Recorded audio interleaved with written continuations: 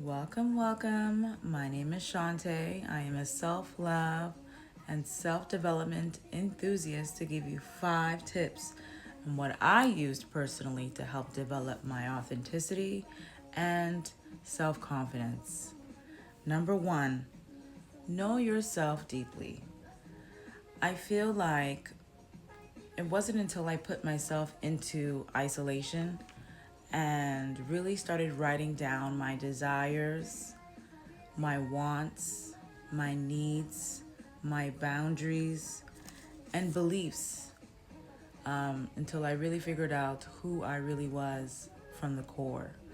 I think a lot of times we get distracted by what's on the outside and between work and relationships and kids that we don't really take time to reflect within ourselves on what we believe in. Are we living in our truth? Are we living in our authenticity? Are we doing the things that we are doing in our everyday life with confidence, with joy? So I think living with intention helps build authenticity, authenticity, sorry, within yourself, which leads to number 2. Embrace your flaws, okay? Embrace your flaws. You may not know every word in the dictionary. You may not know every play in basketball.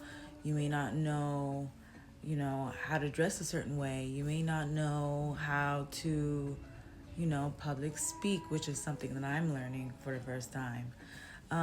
You may not have it all together, but embrace it.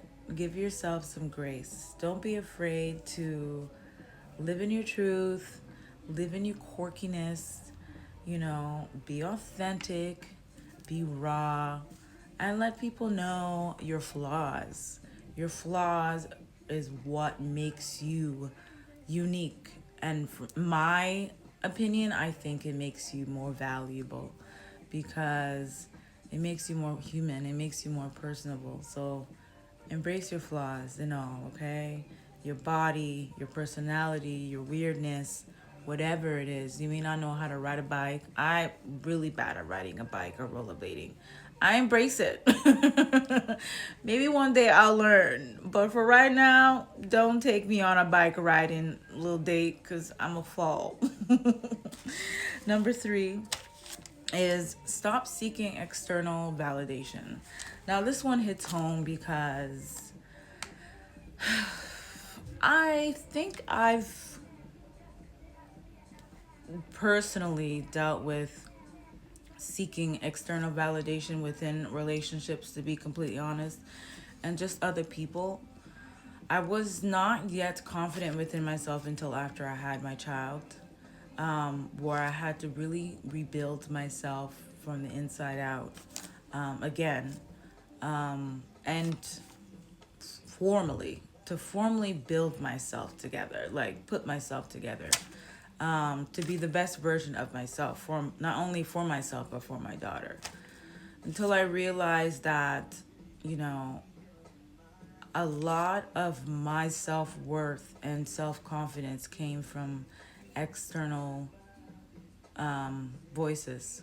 And it wasn't until I was left to putting myself through isolation because number 1, I was pregnant during the pandemic. And number 2, I just started to lose a lot of my company and friends because I was pregnant and they were out living their best lives and I was home being pregnant.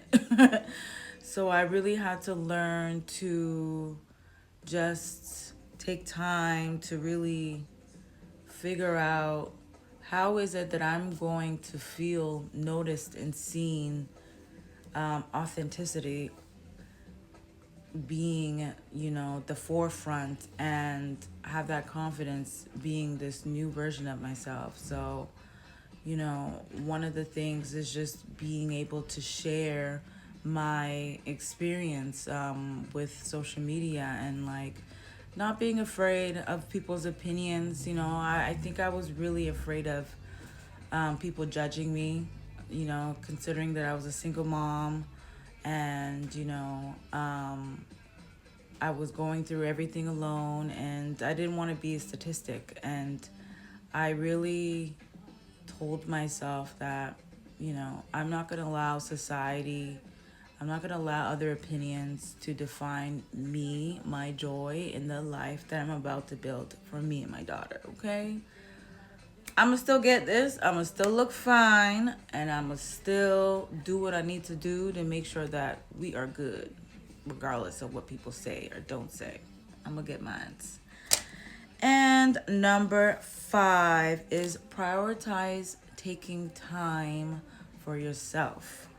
Now, this one also hits home for me. I mean, they all do, but this one in particular, I feel like, and this probably can be felt amongst a lot of single parents and single moms, especially the burnout. The burnout is real.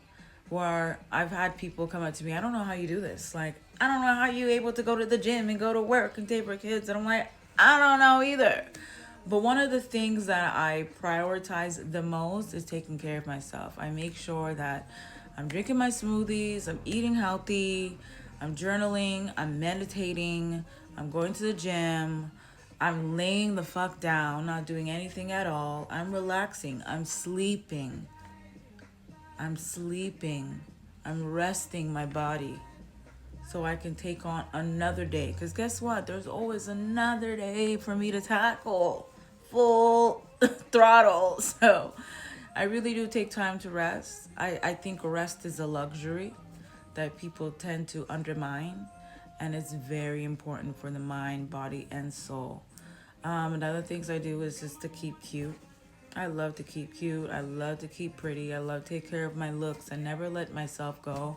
I let myself go a little bit when I was pregnant, but I was just focused on birthing and growing a baby. But now that she's out and she's 3 and she's in daycare, I really built a life around making sure that we're both good, and one of it being just creating routines for not only her, for myself, where I can have my skincare, my massage, my gym, my food, my meal preps, my hair, my nails, just to make sure I don't forget about myself, and that I feel good from the inside out, and that I take time to meditate. I know sometimes when I go like a couple days without meditating, I'm off. My anxiety is like off the roof. So I make sure that after I drop off my daughter, that's my time to meditate. Or sometimes I play it while I'm getting her ready in the morning for daycare. But it's a must. It's a must. And I'm making sure that I'm very disciplined and militant about it, because it's detriment to my well-being. So yeah, those are my 5 tips. Thank you for hearing me out, and talk to you guys soon.